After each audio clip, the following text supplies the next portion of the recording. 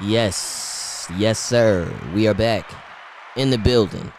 We are here, man. It's DJ Meechie, the Black Kennedy, the one and only, the world famous heavy hit. I'm back in the building. All right. This is the DJ Meechie podcast, episode 2. Yeah. So we're back. I've been on tour. I've been gone for a long time. I know y'all been asking, what's good, man? Where the podcast at? Where the episodes at? But I'm here to tell you it was just, it was a little hard to be consistent when you're on the road, man. And you know what I mean? I'm out there doing like a million jobs. I'm trying to be the best tour DJ I can be for my guy Dusty Stay True. And then I'm also balancing like my work life, my job, with Hot 937, Odyssey Hartford. So shouts to them. And so I just had a lot going on, man. I couldn't find the time to be recorded on the road. I'm sorry. I had to focus, you know what I'm saying? But I'm back. You know what I'm saying? And I'm here, and the energy is right, and I'm feeling good. So shouts to you, and thank you guys so much for the support. So much for the good feedback from the episode 1. If you didn't go check out episode 1 yet, make sure you go to my go to everything, man. My SoundCloud, we got it up Apple Podcasts, we got it on Spotify, it's on YouTube, it's everywhere, man. You know what I'm saying? Go check it out. We had a dope interview with Skilly Bang. You know what I'm saying? Shouts to him. But gunshots, all that. You know what I'm saying?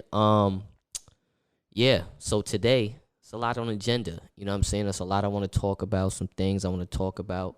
And, of course, I definitely want to talk about the fact. I want to talk about tour. I want to talk about, coming back, trying to read Justin back into my life and all that. And then, of course, we got a special guest on the show today. Shouts to Victoria Monet. We're going to be talking to her today. She has a lot going on. You know what I'm saying? We're going to be talking about a very specific topic, a big topic, motherhood. You know what I'm saying? She's a new mother and all that. So we're going to be talking to her about motherhood. She's out here making the mothers look amazing too. You know what I'm saying? Really fighting against that stigma. You know what I'm saying? Of, a lot of mothers, they go through it where they feel like they got to give up on their dreams and, you know what I'm saying, stuff like that because they had kids. So she's out here just making that stigma go away. You know what I'm saying? Giving the inspiration to the single mothers out there that, are trying to, figure it out and that don't want to give up their dreams and that can, figure it out and balance it out. So shouts to her once again. And, yeah, man, we here, man. DJ Meechie Podcast, this is episode 2.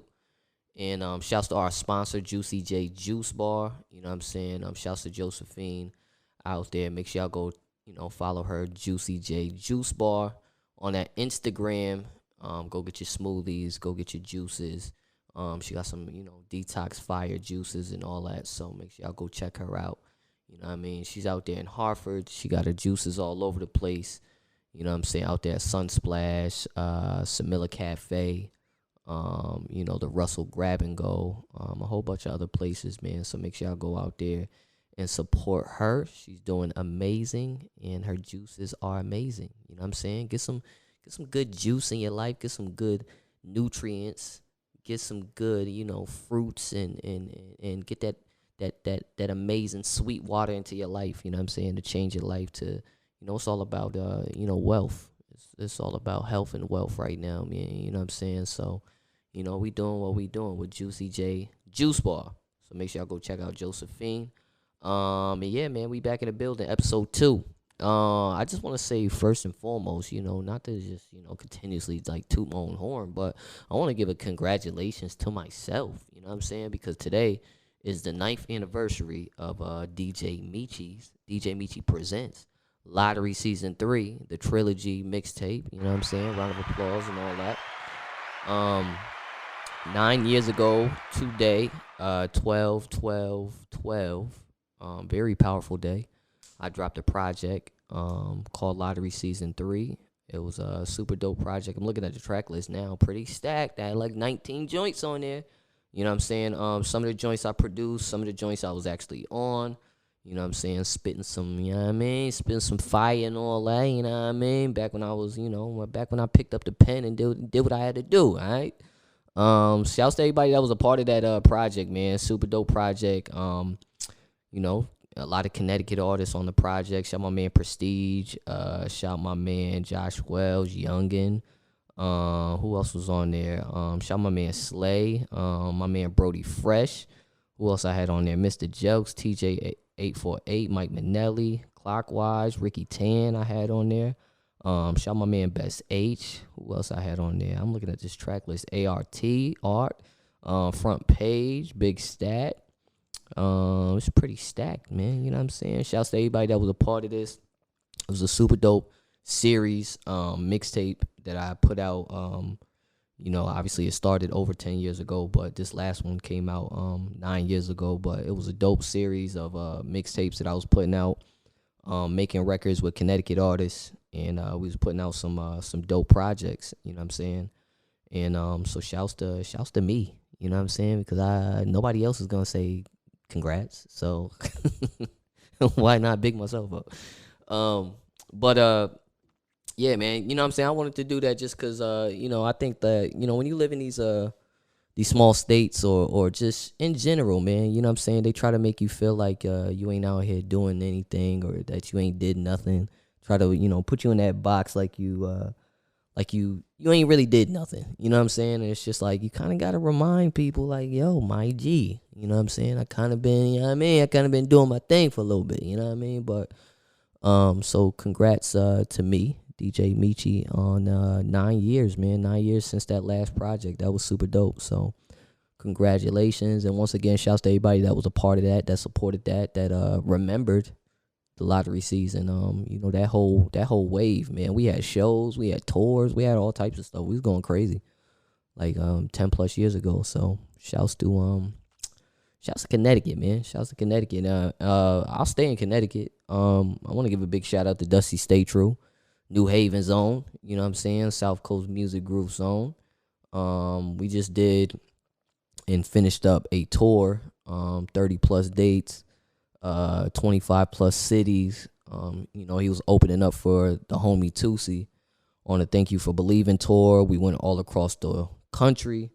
You know what I'm saying? We started down south. We worked our way up to the East Coast, from the East Coast to the Midwest, from the Midwest to the West Coast, from the West Coast to the South, Southern, Texas, all in vibes down there. And then worked our way right back up to the East Coast. It was a crazy run. I've been on tour. This one is, I want to say, like my 5th or 6th tour that I've been on.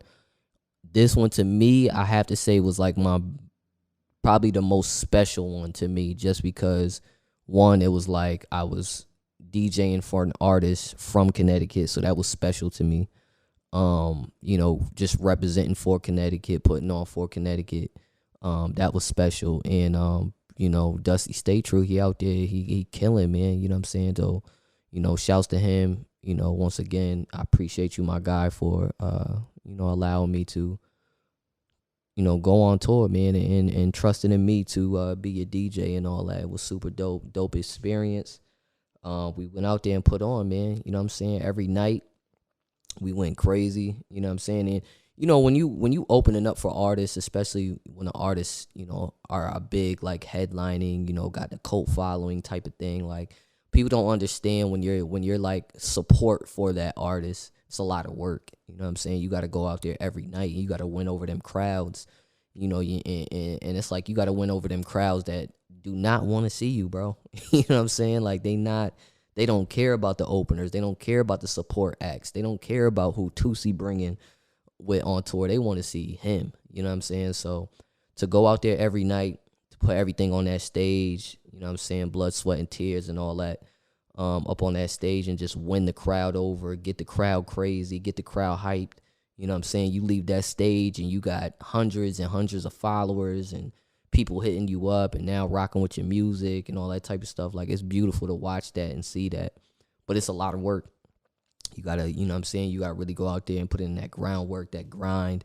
But it's what you gotta do. You know what I'm saying? When you a rapper, when you an artist, you know what I'm saying? You signed up for this. This is part of your job, your 9 to 5. You know what I'm saying? Like, that's the thing about artists, man. Like, a lot of artists come up to me and, they ask me for advice and this and that and this and that and da-da-da-da. And it's like, once they kind of give me their spiel of who they are, what they about, what they do, I kind of like not necessarily like ask them that one question, but it's kind of like I kind of break them down to just the science of like, is this your job? You know what I'm saying? Or is this just a hobby for you? You know what I'm saying? Because I need to know where your headspace is at for me to even try to help you out or give you the resources or, you know, do the things that I could potentially push you to do or give you some type of direction to go to. You know what I'm saying? I just need to know where your mind frame is at because, you know, some people get it messed up. They, you know, they see the glitz and glamour of the life, of the industry, of all of that, and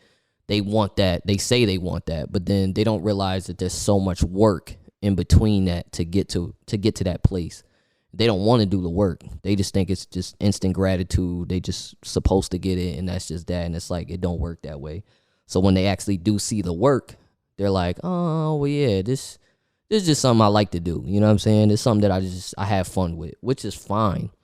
I love people that have a hobby. If you have a hobby and this is just something you just like to do and you have fun doing, that is fine. There's nothing wrong with that.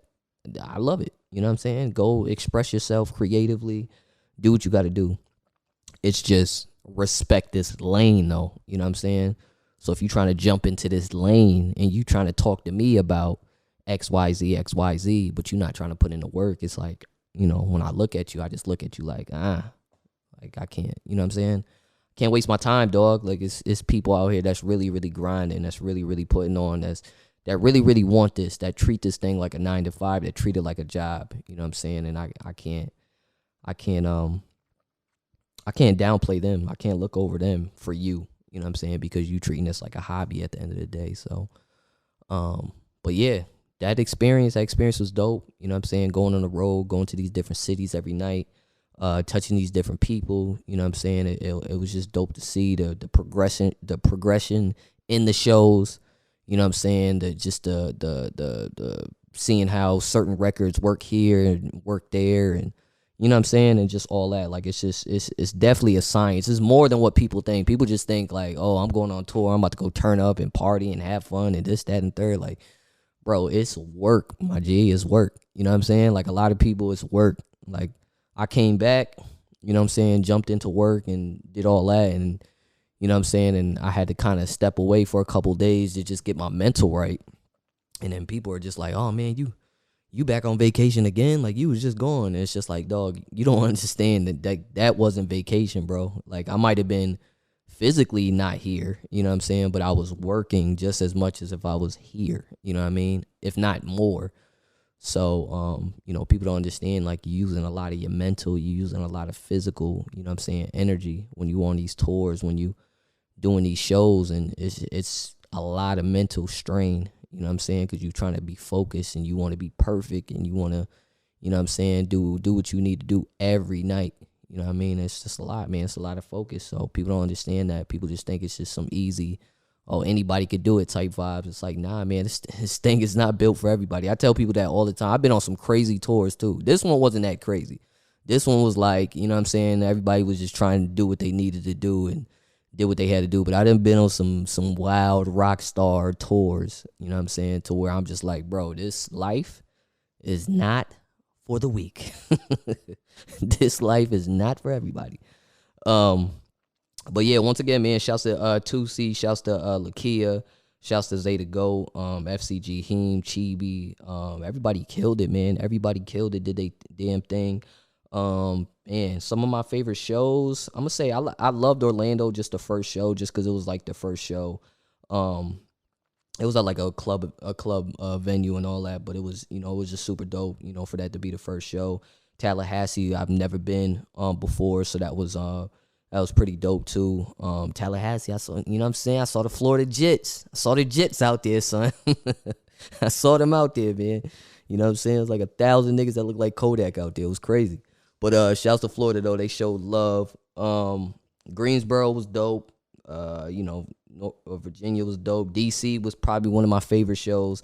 And you know what I loved about this run on tour? It was a lot of venues that I've played before.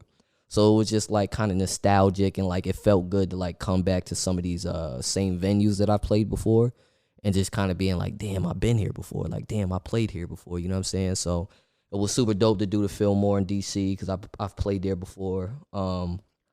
Richmond, Virginia was dope. Philly was fire. You know what I'm saying? Boston was probably the craziest show for Dusty. Like, he got so much love.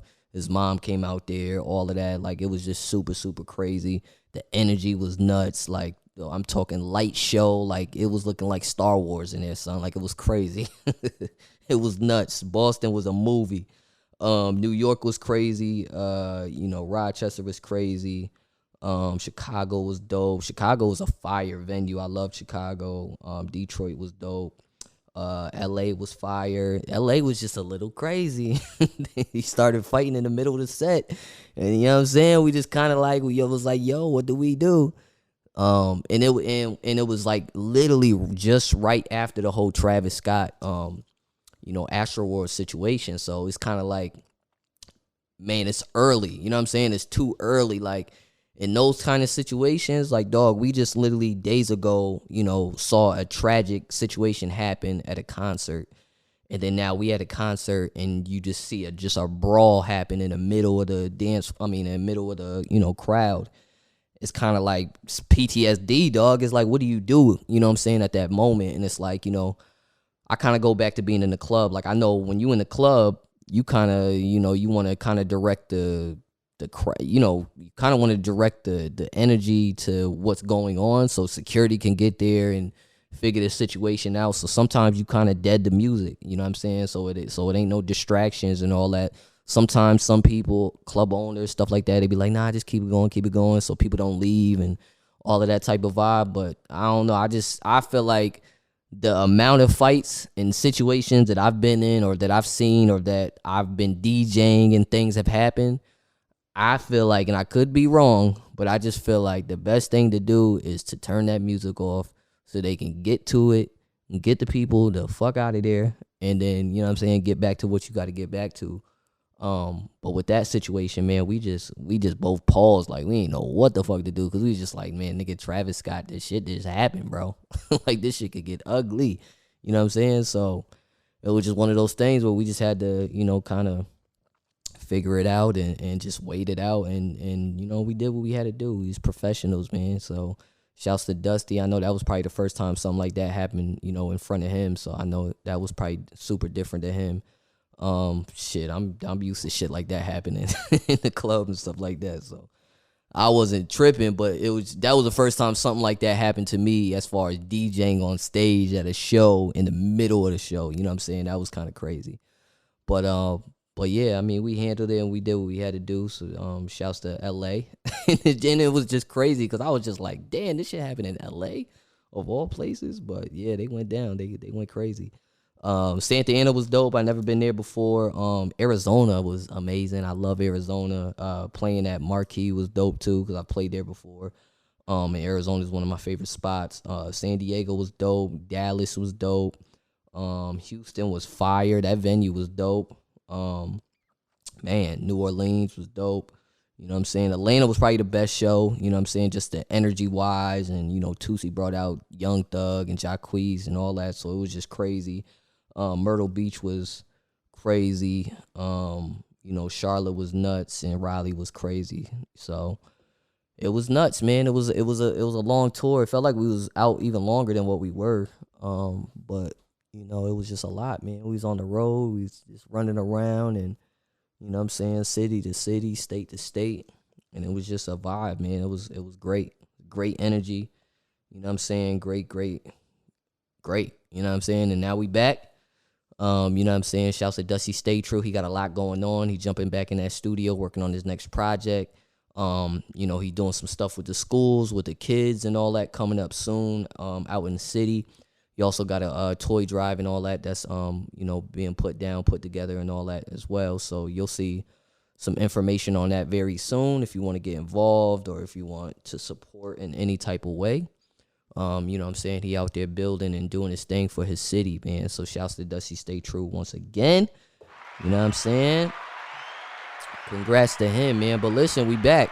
You know what I'm saying? It's the DJ Meechie podcast once again. You know what I'm saying? Back in the building, episode 2. We're going to be talking to Victoria Monet very soon. Talking to her about a whole bunch of stuff. The beautiful, just amazing songstress that she is. We're gonna be digging into a lot of stuff. We're gonna be talking about a lot of things. Other than that, man, I just wanted to talk about some, a couple things I got written down and stuff like that. First and foremost, it's the holiday season. Going to a lot of these cities that I was in. One thing that sparked my mind a lot was just the overly like. It's just like the homeless population is really outrageous. And I've been in a lot of cities, Chicago, New York, uh, you know, Orlando, Miami, Hawaii, Portland, LA. And I just remember going to those cities or, some of those cities and just being like, man, the homeless population is crazy out here. You know what I'm saying? Like I remember being in Portland, not to be like funny or be disrespectful to them, but it was just when I was in Portland, I just remember like during the day, everything seemed like nothing was going on, you know what I'm saying? And then it was like once nighttime came, that it was looking like The Walking Dead downtown Portland. Like it was crazy. And I'm not to be disrespectful to the homeless people, but I'm just saying like just to paint a picture. It was just so much, so many homeless people. And it really broke my heart to see that and to watch that. Especially LA. Every time I go to LA, it just seems like it's just growing more and more and more, especially downtown area. It's crazy.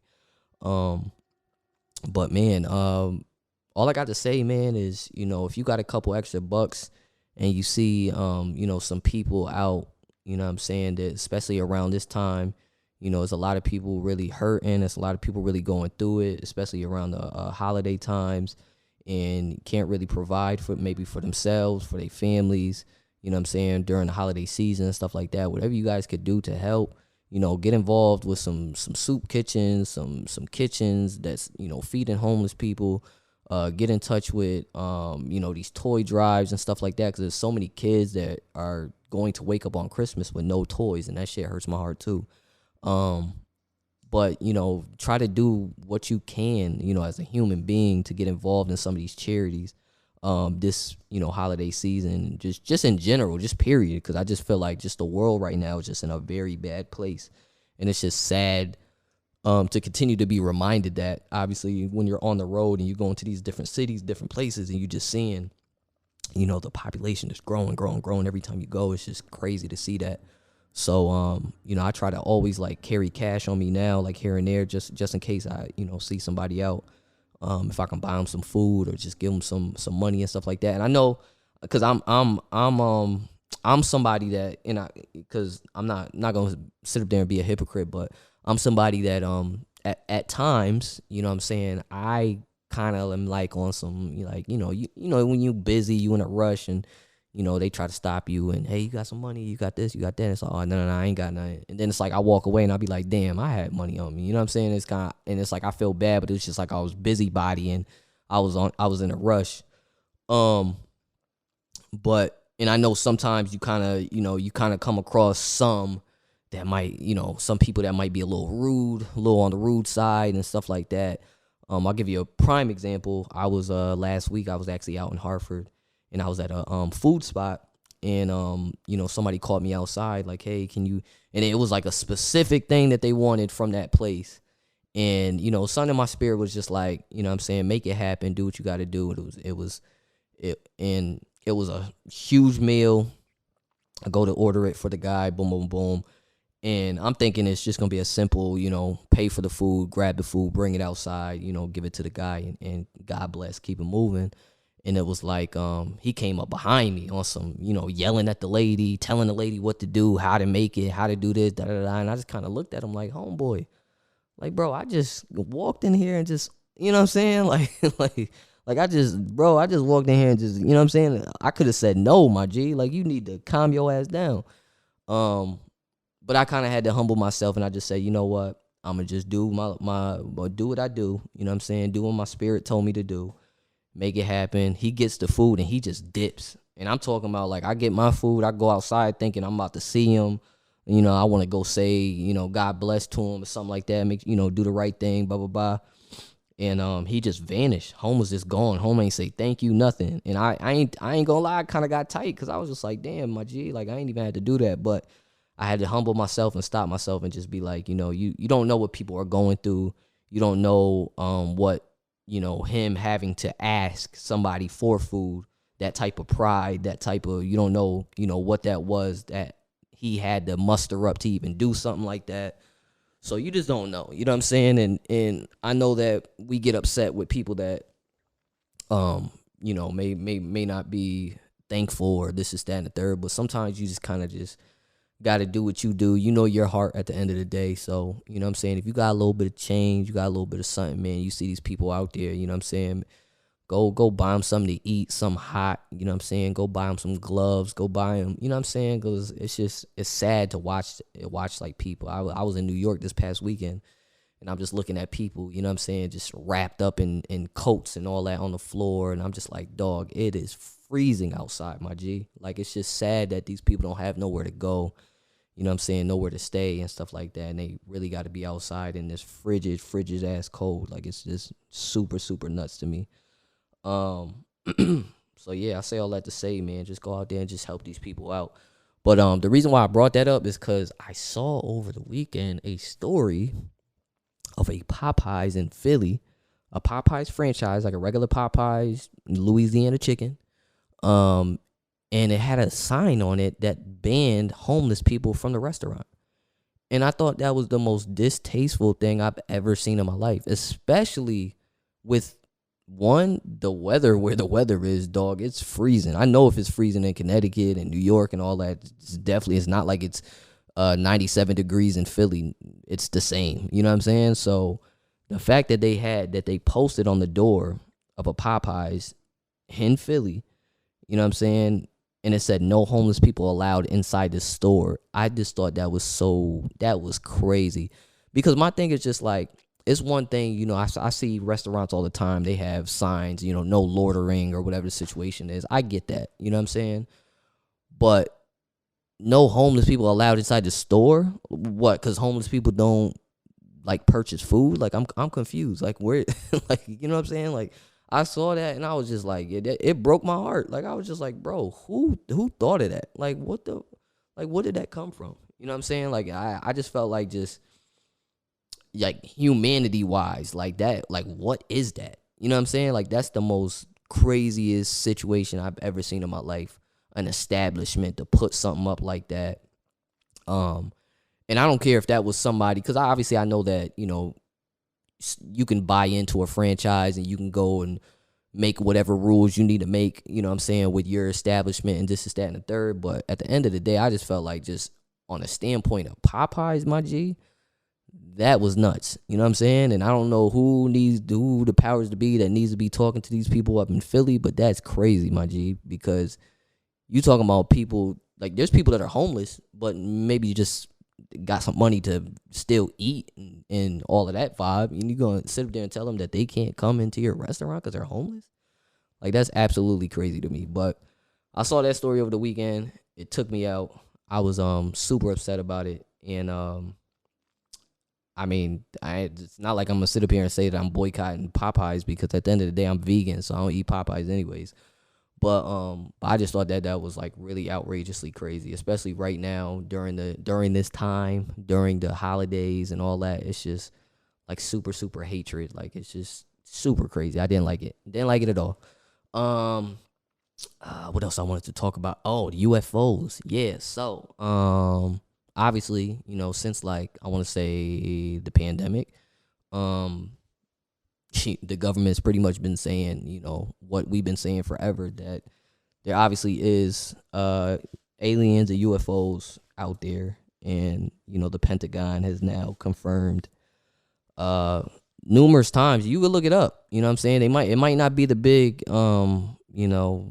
headlines and all that, but they have confirmed in front of our eyes that there are. You know what I'm saying? There's something going on up there. You know what I'm saying? Out there, they just, they just ain't really trying to, let us know what's going on. But over the weekend, a UFO swarmed. It was a whole bunch of lights darted across the sky. It was like a big sighting out there in Chino Hills. And you know what's crazy, yo? Because when I was on tour, right, and we was like over in like the Cali area and all that, it was so much strange stuff happening. It was so much strange, like like just areas and land and all that type of stuff. And I'm just like, bro, like all this stuff that be happening where they be saying they be seeing this and seeing that and seeing, like, bro, I know it, bro. You can't sit there and tell me this shit ain't true, bro. Like when I was over there, my G, I'm just looking around and I'm just seeing all types of wild, crazy, just maniac stuff. You know what I'm saying? So they had another UFO sighting, you know, out there in Chino, you know, Hills, California, and I guess it was like you know, a whole bunch of light, you know, giant orbs up in the sky circling around each other, moving in like strange patterns. None of the light sources like actually came down to the earth. But this actually happened on December 9th, right? Around 9 p.m. And I don't know if y'all remember December 9th, which was obviously a couple days ago. But it was a lot going on that day. I felt like it was a lot of energy going on that day. It was a lot of strange stuff happening that day. I just have to say, including obviously the Kanye West and Drizzy Drake show. All right. So I'm not going to say what I want to say because this is a platform that, you know, people be listening and it be, you know what I mean? Like, you know what I mean? So I'm just gonna keep my opinion to myself. But y'all not gonna keep pissing on me and telling me it's raining. All right. I'm not believing this. There ain't no aliens and all that. There's too much of this going on, especially now, man. Since the pandemic, I've been feeling like the creature's been coming up, my G. It's been a lot of, yo, where I live at, son, I've been seeing some crazy monsters, bro. I've been seeing especially at nighttime, I've been seeing some stuff running into the woods, running out the woods and all that. Like, you can't sit over there and tell me this is regular stuff. It ain't no deers, it ain't no bears, it ain't no, I'm not even saying it's mountain lions or coyotes or anything like that. It's like some prehistoric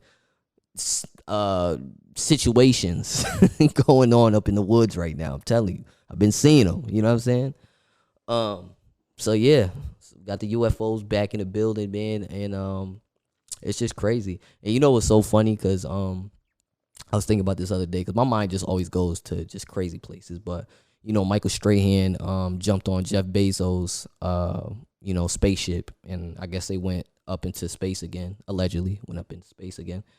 Even though I keep hearing, I think Neil deGrasse Tyson said that like where they go is not even like really space. It's like I don't know, like the size of like I think he said this the side of like a quarter. If you was to hold it out and, you know, put your fingers to how thick a quarter is, that's like how much off the earth they go. Like they don't even really go in space. It's just like it's still there, you know what I'm saying, and all that. And to be honest, I just feel like it's all like I don't know. At first I was just on some like, yo, it's too many of them going up there. Like it must be something going on where they, you know, they going up there to live up there or something like that. Like I ain't know what was going on. But then I started thinking about it and I'm like, you know what, America is all about the money. They all about the dollars. So then I started thinking like, you know, maybe it's like an attraction thing. Like, you know, they going to start like charging people to be able to go.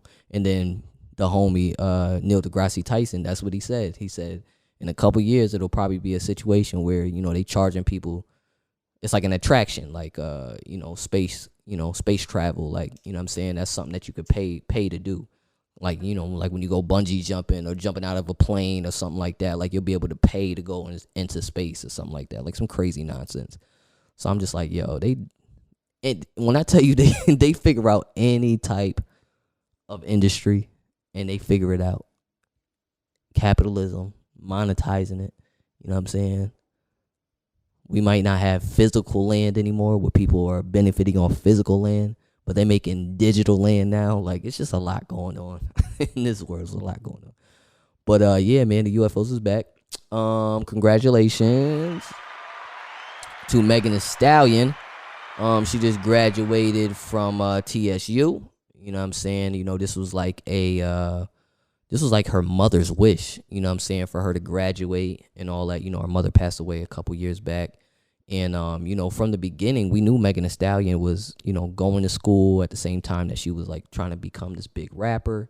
And then I believe when she blew up to stardom, she took a little seat back, but then she was taking like online classes and stuff like that. And now, boom, after all this hard work, she graduated. So she had her bachelor degree. That's what she received on Saturday during a graduation ceremony out in Texas Southern University. And she's been studying health administration for a while. And she walked across the stage like a regular person, and you know what I'm saying, was happy. And they didn't call Megan Thee Stallion, they called Megan Pete, you know what I'm saying, her real name and all that. And she went and waved to the crowd and everybody cheered and all that. It was a beautiful moment.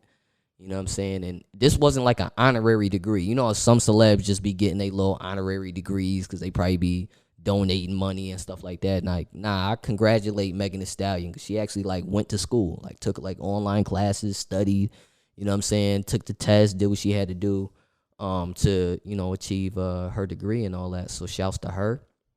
And, enrolling into HBCU and all that, working her ass off and doing what she needed to do. So now she got a little backup plan. So if the rapping don't work, which, I mean, she's Megan Thee Stallion, but, if she want to sit back and she want to jump into the health field and help some people out and all that, she could do that. She could do what she got to do. So shouts to Megan Thee Stallion right there. And congratulations to her, man. That's one thing I don't regret, because I think that if I went to like a HBCU, and like the trajectory of my life would probably be different, so I don't regret it. But sometimes I do think about it, and I'd be like, damn, I wish I went to like a HBCU and was able to like experience that experience and all that. Cause I've been in college, like around schools and all of that for damn near, since I was 18 years old from DJing. So I was always on these campuses, always on these schools, especially back when I was DJing so many like college parties and stuff like that. I damn near should have had a dorm. But I always say that, like, I always envy people that had that, HBCU, college dorm experience, like that type of situation, that type of experience, because I wish I experienced that. But at the end of the day, I kind of did, though, because I kind of was still on them campuses. And I ain't gonna lie to you, I was kind of still in them dorms, too. I ain't gonna lie. But that's a whole nother story. So shouts to Megan Thee Stallion once again. Doing her thing. And, man, not to bring the energy down, but, man, Fat Trell, who I was really excited not too long ago that he got out of jail and he was back out. He was pictured with Rick Ross, and I was like, oh, okay, here we go. I remember, Fat Gleesh and him doing his thing, and I liked him, back in the day. I remember going to South by Southwest all the time, seeing him perform out there. He was actually just arrested and booked at a Arlington County Sheriff Office out in Virginia this past Wednesday, just 2 months after he was released from prison. He's formerly signed a Maybach Music Group with Rick Ross. He was hit with 4 counts of revocation of suspended sentence and probation in connection to a 2018 arrest. Jail records show his arrest date and a court date at a Arlington County Circuit court on Thursday. It's unclear if he's been released yet. So So the arrest release repeat cycle has been ongoing for Fat Trell for the last couple of years. In March 2016, he was arrested for possession of counterfeit money for allegedly attempting to use fake bills at a Maryland casino. Then months later, he was taken into custody in Arlington against a DUI, narcotics distribution, speeding, and driving with a revoked license. Less than a year after getting out of jail for those charges, Fat Trell was arrested for possession of a firearm, ammunition, after police pulled him over for traffic violations in July 2018. Officers on the scene at the time they released said that he had a suspended license and no identification, prompting them to perform a search of the vehicle. They quickly uncovered a loaded .40 caliber pistol that was later identified as a ghost gun, meaning it was created to function as a real firearm.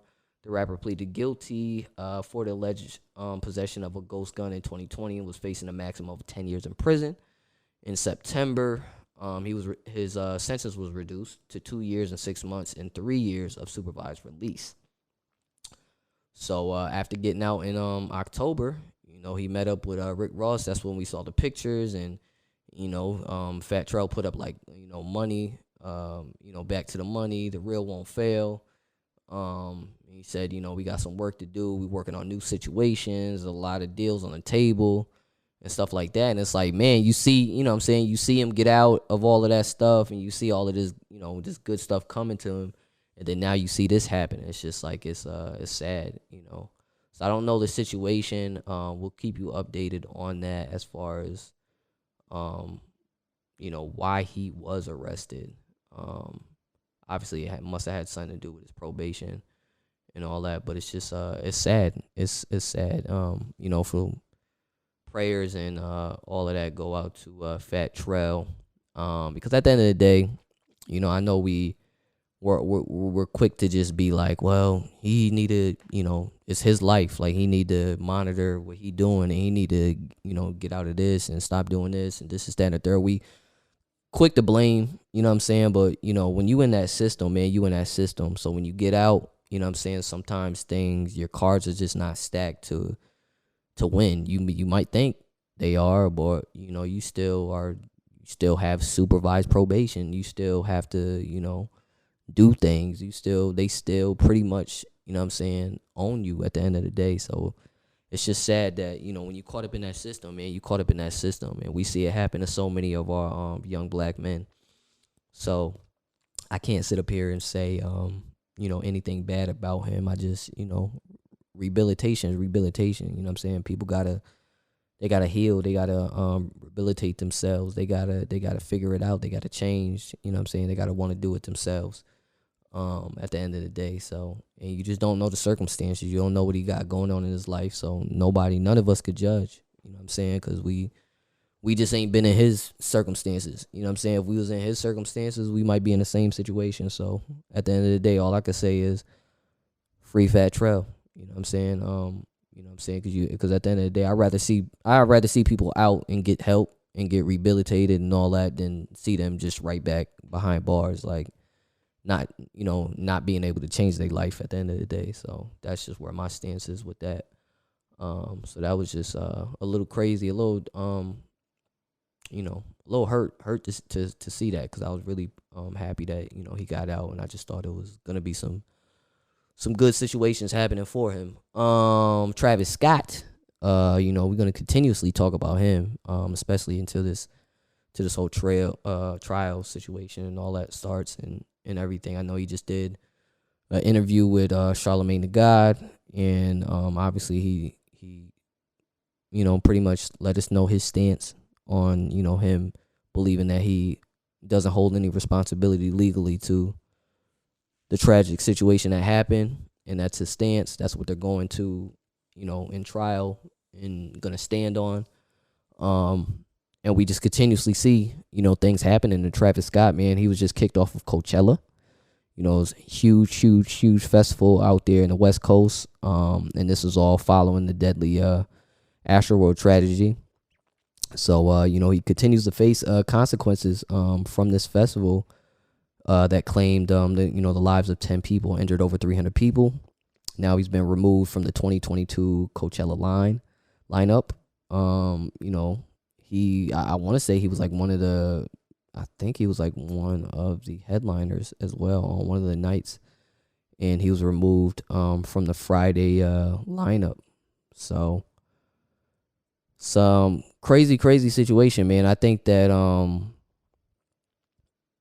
this is probably going to be something that we're going to continuously see with Travis. Obviously, when all of that stuff was happening, I think because thing about Travis is he's a big brand. You know what I'm saying? It's not even just that he's an artist. You know what I'm saying? He's a big brand. So it's like as soon as the Astroworld tragedy happened, we kind of saw the big thing from Nike.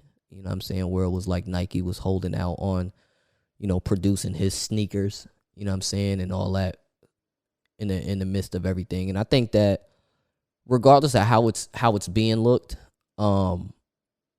it's always going to be both way to look at it, right? Because you're going to look at it like, okay, on a business standpoint, Nike doesn't want to produce it now because they don't want to show that they're technically behind, still behind Travis, that he's still making money off of them. I think it's too early, as far as for a business to get behind something like this because of what happened. And you don't want people to kind of turn on Nike because they're like, oh, Nike, you in support of this then, you know what I'm saying? So I kind of understood why they did that, but then it's kind of like, damn, because it's like taking money out of that man's pocket, you know what I'm saying? So I don't know, man. I don't know how I feel. I think that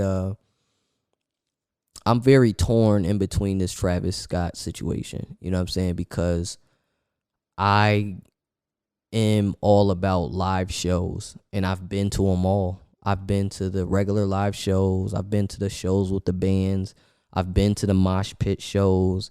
I've been to the Ragers. I've been to damn near every Travis Scott tour. So I know what happens. I know how it gets. I know the culture that he has built, you know what I'm saying, with his fans. Would I have ever thought that something like this would happen? Absolutely not. Hell no. Do I think that he's completely the only person at fault for this? Hell no. I'd be crazy to say something like that. But it's just, it's sad, man. You know what I'm saying? It's one thing, when people get hurt, but when people lose their lives, that, bro, dog, that's a whole nother thing, bro. That's a whole nother situation. So I don't know, man. I don't know how I feel, you know what I'm saying, about this. But I'm not surprised to see, Coachella, a prestigious, huge festival like this, not want to have, him on there, especially with all this going on. Because it's kind of like, I think a lot of these festivals are not necessarily going to support somebody like Travis Scott until there's like a public, quote unquote, fix. You know what I'm saying? Until like I don't know, until maybe a big company like a Live Nation or a AEG or like something like that maybe does a public, like, okay, we're enforcing this safety procedure protocol going forward. This is that and a third, boom, boom, boom, to kind of not necessarily keep people at rest, but to kind of at least show that they, went back to the drawing boards and figured out a better plan to, go forward with making sure that people are safe when they go to festivals. Because festivals are fun, man. Festivals are amazing things. Some people, they don't even go to just regular concerts, small concerts, tours. Like, they wait for the big festivals to happen because it's just something, it's an experience. It's something that you can go there and be there all day and just have fun. But at the end of the day, it's like, now it's kind of like, damn, like, do you want to go to a festival and think like, I might not be going home after this, or I might get hurt from this, or something might happen, or this is that? Like, it's very sad that this happened, and that this happened this way, and that it happened with Travis. You know what I'm saying? Because I do sincerely feel like he is somebody that loves his fans, that considers his fans family. I think he knows that he just has a really special cult following and that his fans love him. So I don't know. I know a lot of people, I've been seeing a lot of reports of people saying that, like, Travis just seems like he don't care, or like this is that and the third. And it's just like, I don't know, man. I don't know how I feel, but it's just, it's crazy. So, same day that he was removed from the 2022 Coachella lineup, I ended up seeing that Travis was also, I guess, putting his Cacti Seltzer on ice. I guess that whole Cacti Seltzer deal on temporary hold, following this whole situation, as well. So there was a statement that went out because I believe Cacti Seltzer is with Budweiser, or a Budweiser parent company, matter of fact. And they put out a statement saying, after carefully evaluation, we have decided to stop all production and brand development of Cacti Agave Spiked Seltzer. They said, we believe brand fans will understand and respect this decision. So once again, it's like, Nike did it. There might have been some other things in between Nike and that, that maybe I'm missing. And then now you got the Coachella. And then now you got Cacti Seltzer. Like it's crazy. Like, and that's what I'm saying about by like Travis Scott was just bigger than just Travis Scott. Like he was a brand. You know what I'm saying? Like Travis Scott was arguably one of the most influential, like even in fashion.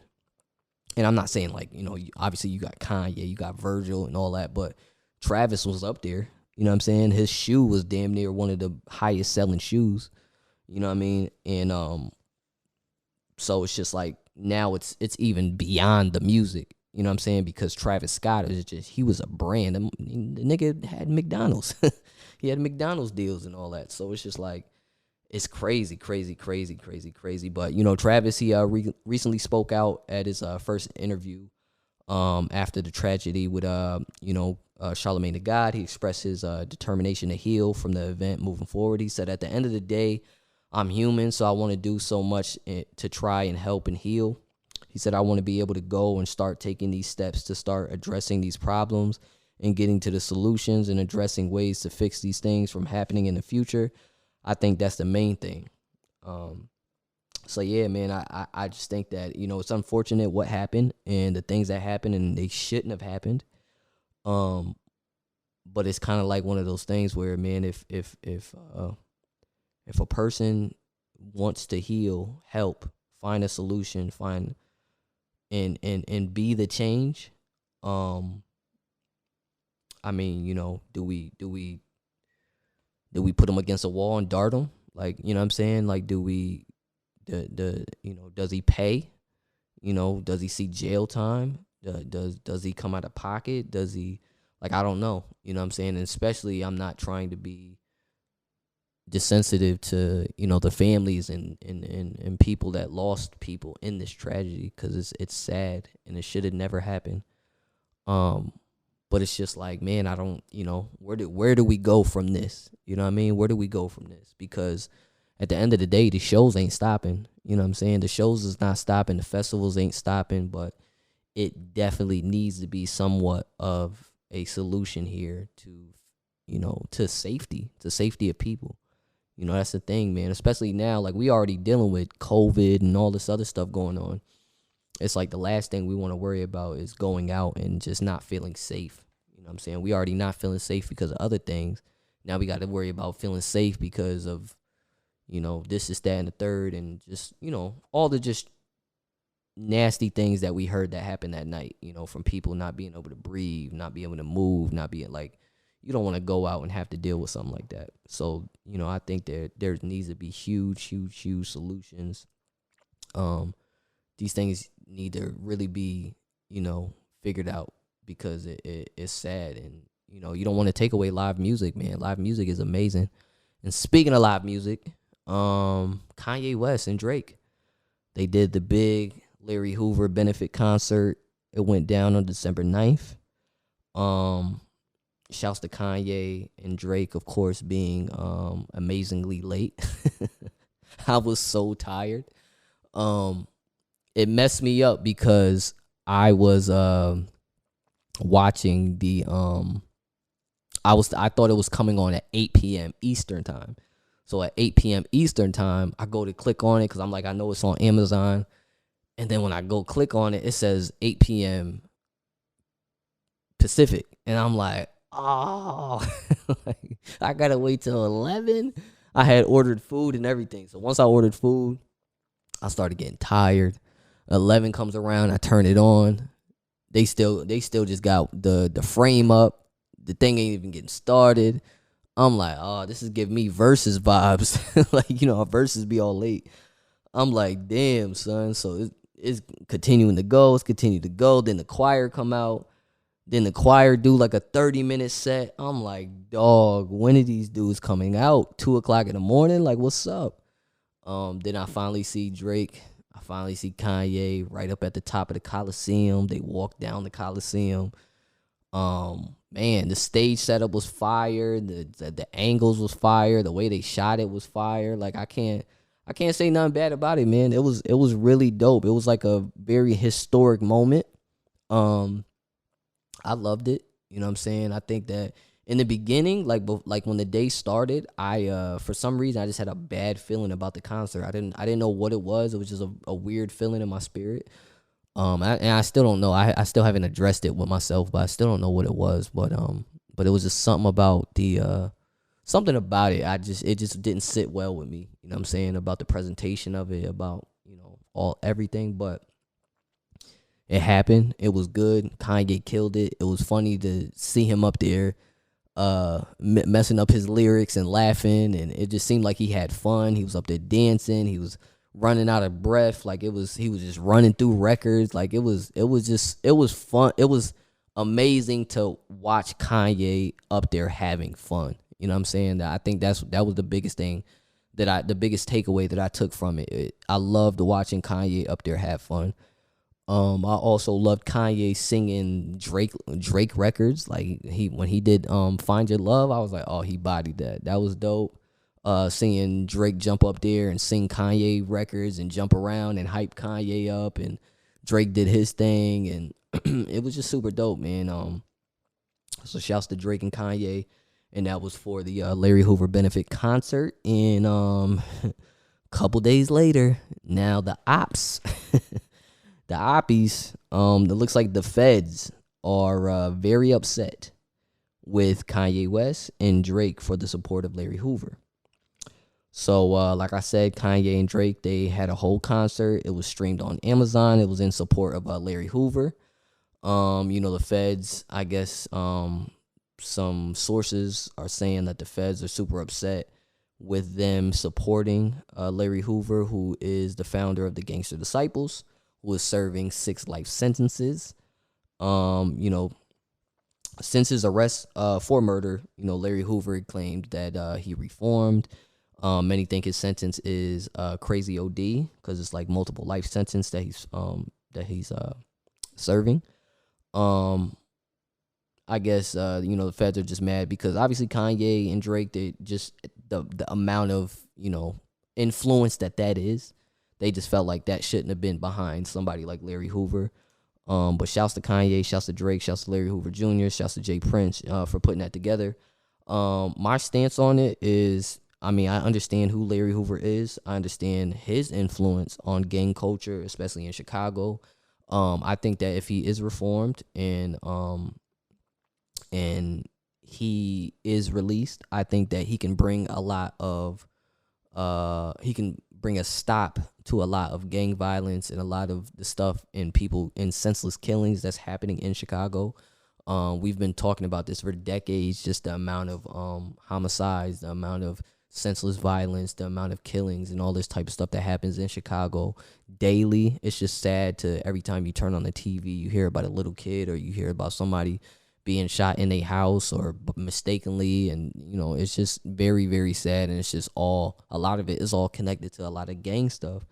And I think that at the end of the day, I think that if they feel like there is a plan that this man can get out of jail and hit them streets and stop a lot of that senseless murdering and develop, a better, because they said that he flipped his whole, he wanted to change up the whole Gangster Disciples name and all that. Like he had a whole plan. And I think that if there is a whole plan to stop a lot of that senseless killing, I don't think why not let him out? You know what I'm saying? Especially if I understand that because I think allegedly he wasn't actually the person that murdered the person that allegedly murdered the person that put him in prison. But I guess he was just tied to it because they said that it was like him that orchestrated the hit or like something like that. So yeah, because I think it said like he was convicted like for the sentence back in like 1973. He wasn't the trigger man, but the prosecutor said that he directed the shooting of a man he accused of stealing from his gang. So then so obviously they tacked on all of that and multiple life sentences and all that, like crazy. You know what I'm saying? Multiple life sentences for, allegedly making a hit on somebody or something like that for stealing. I think he was serving like 150 to 200 years for murder or something like that, like just something crazy. So he was indicted, convicted, also for like drug conspiracy, extortion, engaging in organized crime. In 1997, he started serving his 6 life sentences in federal supermax prison. So I don't know, man. Like I said, I'm all about reform. I'm all about a plan. I'm all about figuring out some way to touch these kids, especially these kids that are falling to a lot of this gang culture, this gang violence. And I think that one of the biggest things that I always talk about is I think there's just not enough OGs out in the world. I remember growing up when we was kids, man. We had OGs, bro. We had OGs. They was out there telling us what we should be doing, what we shouldn't be doing, what we should be doing. You know what I'm saying? They was running up on us when we was doing stupid shit. And I don't think there's enough of that here. And somebody told me I was actually having this conversation the other day with somebody, and they actually mentioned like, yo, it's because the OGs are locked up. You know what I'm saying? They like, if you think about it, the OGs is locked up, and I'm just like, damn, you kind of right, bro. Like a lot of these kids don't have OGs because a lot of the OGs is locked, which is crazy. So I say all that to say, man, if there's a plan in place and Larry Hoover is reformed and he wants to change his whole thing up and being a man of influence that he is, bro, let that man out. Let that man change Chicago. Let that man change the world. Like people don't understand the impact that some people have. You know what I'm saying? You gotta allow people to heal.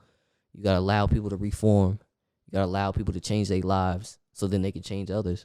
You know what I'm saying? And I just think that again, if there is a positive plan set in place, why not, bro?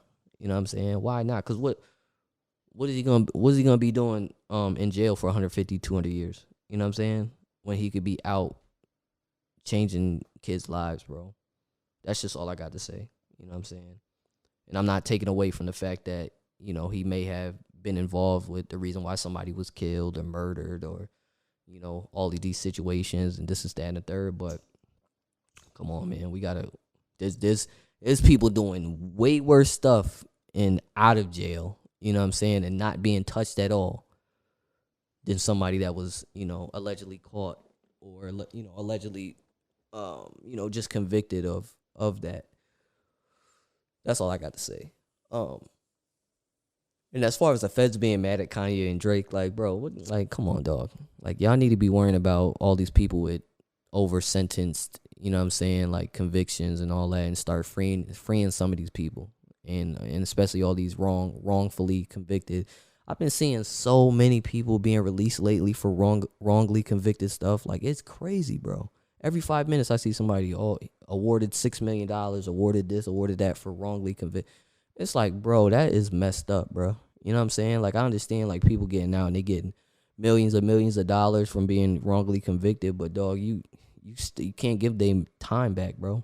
You know what I'm saying? Like, you can't give it back. So I don't know, man. I just think that it's super messed up, man. You know what I'm saying? To watch a lot of this stuff that be going down. But other than that, man, that was it.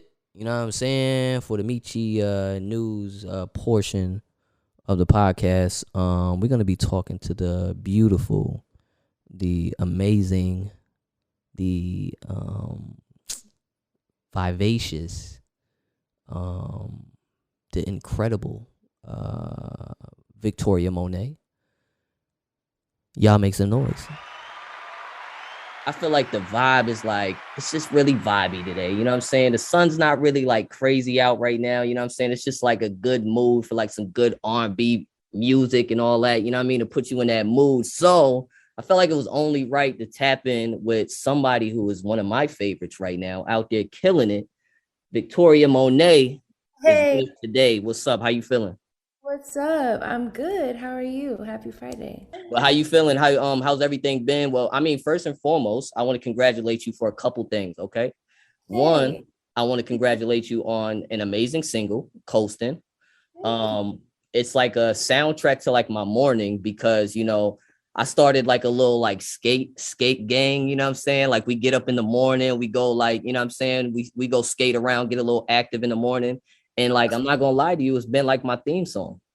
Hey, I love that so much. crazy because that was what I wanted in the studio when I went in with the stereotypes. I was like, is there anything we can do that makes people want to skate and feels like good summertime top down vibes? Mhm. So that's perfect. I wish I knew how to skate.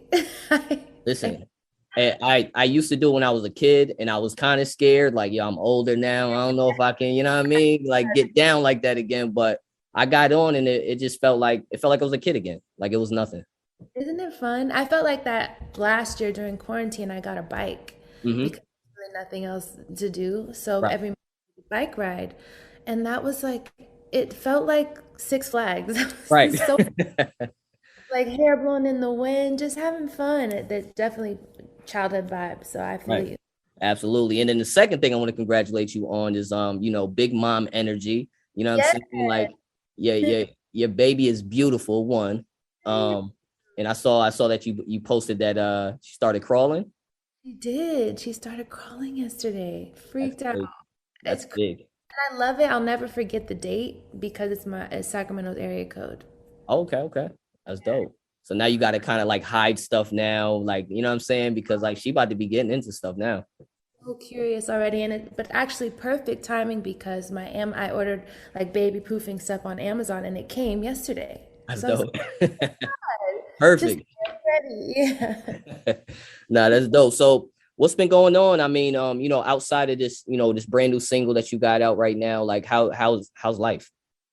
It's really great. It's really great. I feel like the sunshine came out for me because I mean, postpartum is definitely a hard hitter, Mhm. especially after the year that we had, and then it was kind of in a dark space for the first like couple months, which I feel it should be talked about and is natural, of course. But I'm feeling light again. I'm getting the hang of it, really stepping into the mom posture and just really finding my balance. So I feel really good. I'm still in the studio. I was in the studio starting from 6 weeks after my daughter was born. So I'm still working and also songwriting for other people, working on Jaguar Part 2, Oh, which Coastin will be a part of. So yeah, there's just more music on the way, more things. well, that's super dope. And I salute you because obviously like you like Superwoman, because to be able to juggle being a mother and then you still out here killing it, being an artist, I think that is like a huge accomplishment. Thank you so much. That really means a lot because there was a time in my career where I always wanted a baby. It was a dream. Of course, not the right time and the right person, but I felt pigeonholed and scared because of the narrative that if you an artist is pregnant, you Right. can't. It's like your career is over. So I love that about 2021 and the mindset that women are feeling so empowered that we can do both. We can balance it, and it's not going to be easy, but I guess nothing that is valuable really is too Right. easy. Absolutely. That compliment. Well, you making it look good out here, and Coastin is going crazy. Like I said, we going crazy with it up here in Hartford, Connecticut. Talk to me about creating this record. So Coastin was actually done in the opposite setting of the song. Mm. Um, I was pregnant. It was in the wintertime. No We were sunshine. in the studio, still quarantined, no cocktail ability because so I really just wanted to take myself to a place that I couldn't be. I went into the studio with the stereotypes and played them Mary Jane girls. And I was like, like this record feels so good. Like you want to skate and you want to be outside. And how can we do something like this? And they just really nailed it. We were also inspired by Groove Theory, Tell Me, which is one of my favorite vibes. Mhm. Also Kenny Burke sample in there or interpolation in there. So um, it was a fun time, and that was our first session together, which is that's like really special when that happens. Like your first session, you get something so great. Um, it's just so we're working more, of course. Right, right. But yeah, it just feels so good to me, and I wanted that vibe for this generation. Like just a good feel good summertime or even springtime, whatever you Right. whatever season really, riding with the top down or whatever, just feeling good. um that's the song to play. That's dope. That's dope. That's really dope. Now, the people that's just tapping in right now, that's just getting to know you and, you obviously you've been in this game for a while now. You've been doing a lot of songwriting behind the scenes. You've been putting out projects, stuff like that. Like, when did you get into music? What inspired you to get into music?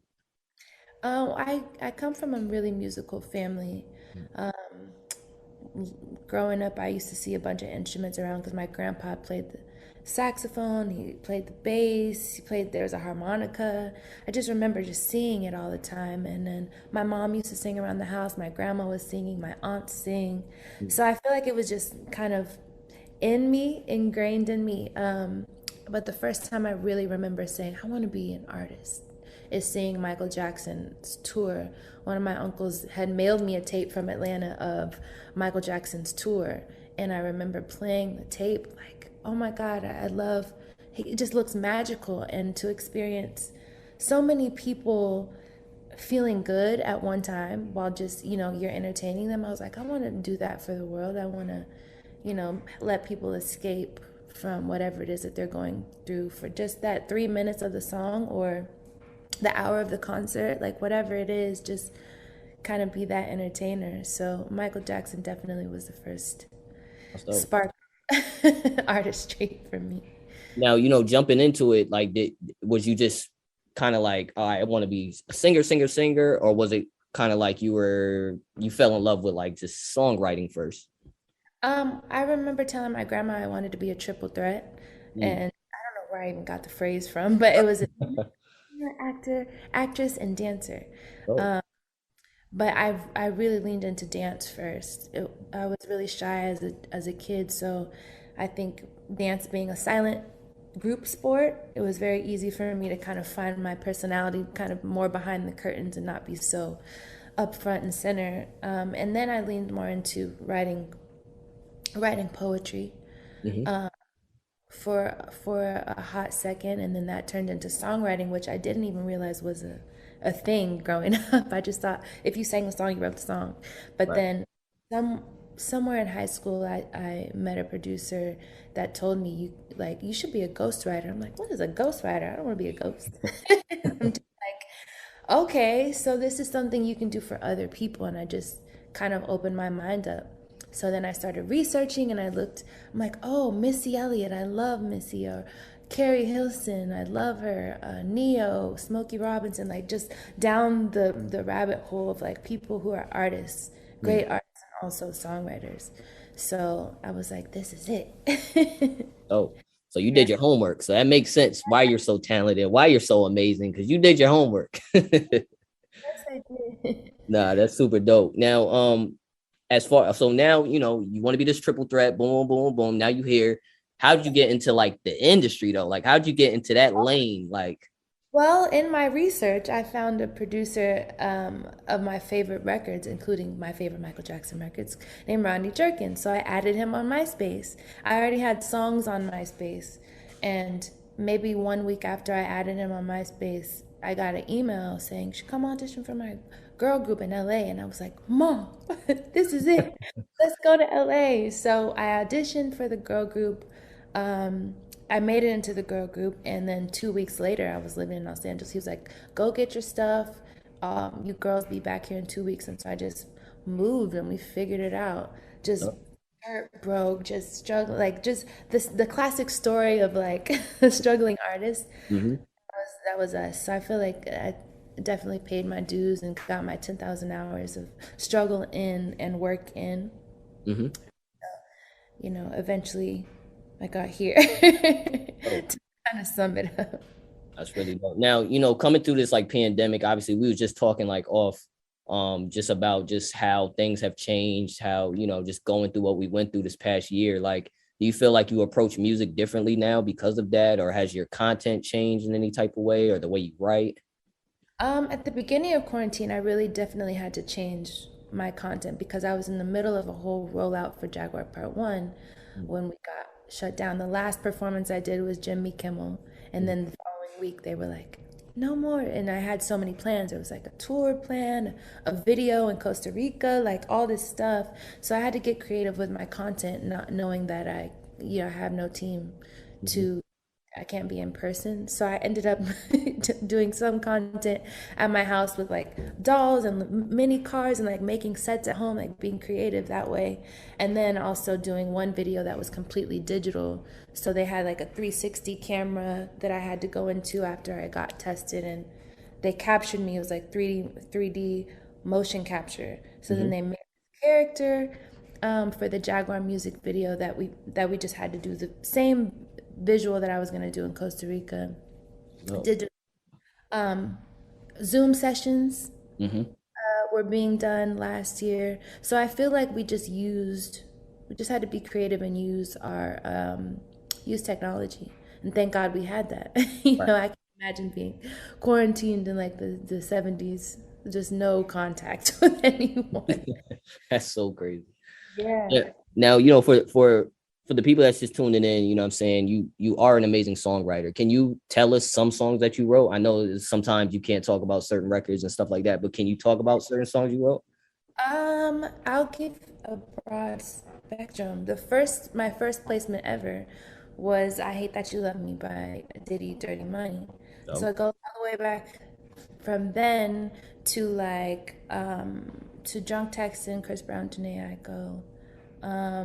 My biggest, most successful songs to date are "Thank You Next" and "Seven Rings." Mm-hmm. I was really excited to be a part of those records. "Do It" for Chloe and Halle.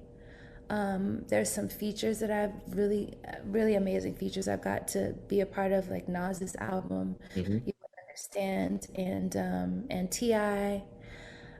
So yeah, like lots of different vibes. That's dope. Now, you've worked with damn near half the industry already, but is there any like dream collaborations, anybody you want to work with? Yeah, Drake. Doesn't everybody want to work with Drake? I was gonna say that. I feel like everybody says that. Like, I mean, it's just like he's just the greatest. He's Right. the greatest. So, I mean, yeah, he's just so good and consistently good. Just he doesn't miss, Right. I want even just to be in the studio and soak up some of that energy because being around people, the five people you're surrounded by the most really kind of make up what you're doing, how you feel Yeah. daily and everything. So I need some of that Drake juice. No, that's a fact. Now talk to me about you know, one, I want to ask you two things. So one, just because I love like talking to songwriters. Has there ever been a song that you wrote and you gave it to somebody, and then either the song was just either a success or maybe it wasn't a success, and you just were just like, damn, why did I give it to that person? Um, no, I've never really been attached enough to a song that was for somebody else that I Okay. was, why did I give it to this person? I may have like written a song for someone and then another person took it, which is like as a surprise, like, oh wow, I never would have heard them on this song, but they love it. That's amazing. Mm. So not necessarily too many like disappointments. I feel like more so with me, I feel more when I for my music, it's been such a slow climb for me. So I've been writing music and putting out music for such a long time that I'm like, I wish this song was bigger. And that's Mm. me being real, like, wow, this feels like a really big song. And if I had the right promotion or the label or whatever, maybe it would have been bigger. So I always think about that for my own music. But for other artists, I'm really happy. Like it excites me to hear their vocal on it and hear them bring it to life and see what it does and see how their fans respond to it. That's dope. Do you have like a favorite person you'd like to write for or write with? Chloe and Halle were really extremely easy and talented and good spirited and like fun, like, and emphasis on talented because like it feels like anything that I would sing they can do. It's like it almost feels like limitless working with. So I loved that. I Mhm. love that working with Black women, Right. sisters. They have that family energy. So that was a really good time. That's dope. That's dope. Now, before we get up out of here, I gotta ask you about Jaguar 2. When are we Yes. getting this project? One, and just talk to me about the project. Can we get an exclusive? Who's on the project? What's going on? Who you been working with? I want to know. You know what? It's really it's the perfectionist in me that's the reason why it's not out right now. Because Mhm. I'm listening, I'm just like, how, what can I fix and how can I be better and what can I replace? And sometimes I guess it can be to my detriment because my team is like, girl, it's done. But I'm just like, still, just try. I just want the people to get the best of me, you Right. know? And so I'm always trying to challenge that. So it'll be probably in 2022, early 2022. Um, I don't have a date yet, but I would love to come talk to you as soon as I do and let you know. Yeah. So, and there will be features on it. There's one feature that I'm really, really, really excited about. It's a group that I'm very inspired by. Okay. I'll I'll say that much. A classic, iconic group that I'm very inspired by. Think about this. Let me put this. Let me put this together real quick.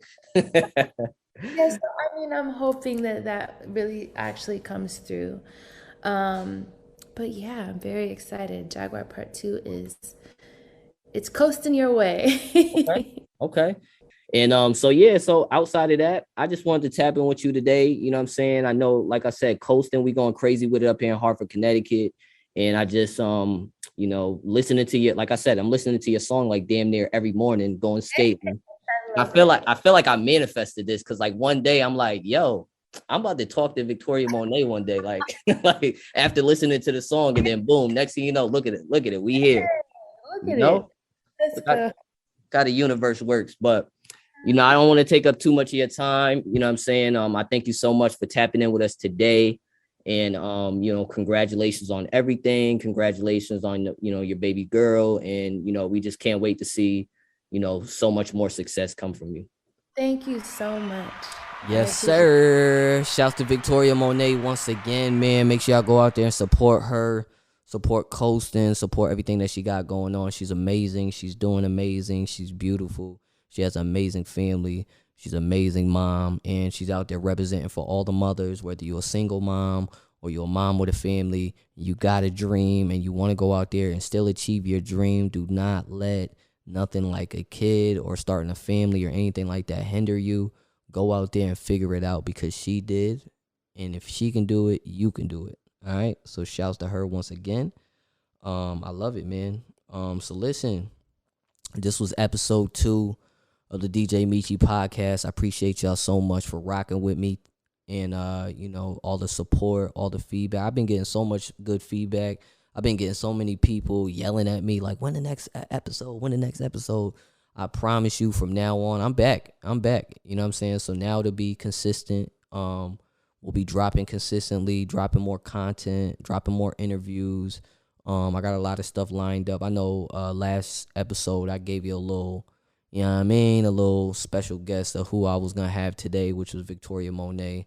But next week, or next episode, I'm gonna just keep it a little surprise. I ain't like, you know what I mean? We just gonna keep it a little surprise.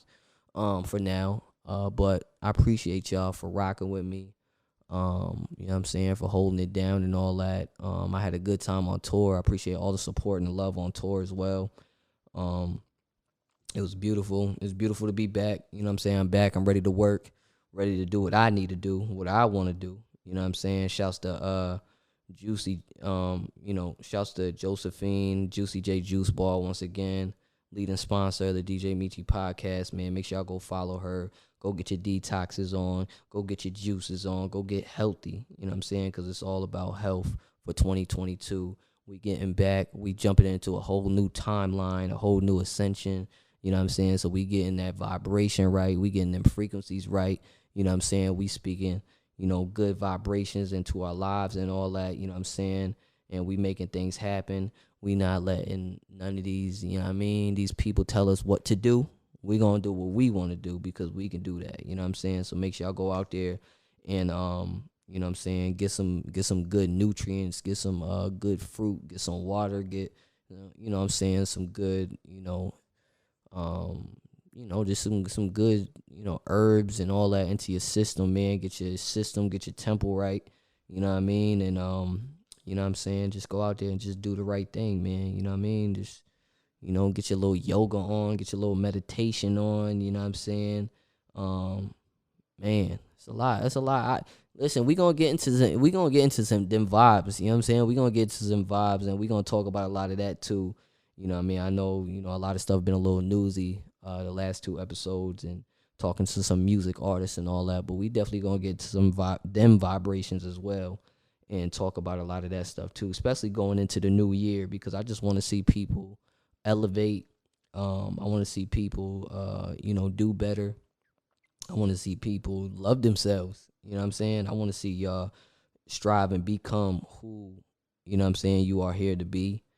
I want to see y'all stop labeling yourselves, with these low frequency vibrations, these low frequency labels that you guys give yourselves every day. I want y'all to start speaking life into yourselves. I want y'all to start, tapping into y'all magic more. You know what I'm saying? Stop speaking these spells into your lives.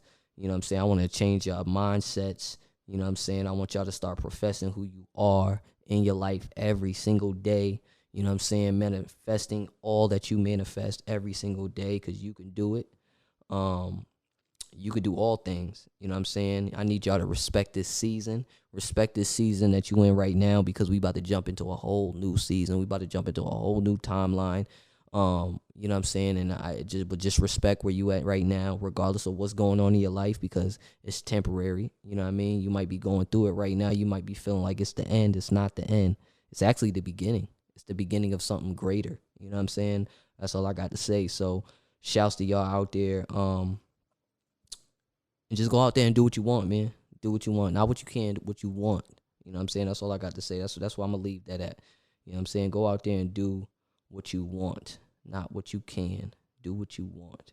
You know what I'm saying? For 2022, we reaching that next level. And I'm going to just leave it at that, man. So it's your boy DJ Meechie, the Black Kennedy, the world famous heavy hitter, man, Hot 937. You know what I'm saying?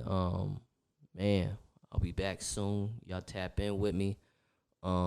We getting these vibes right for, New Year's Eve and all that, for Christmas and all that. I'll keep y'all updated with everything that's going on.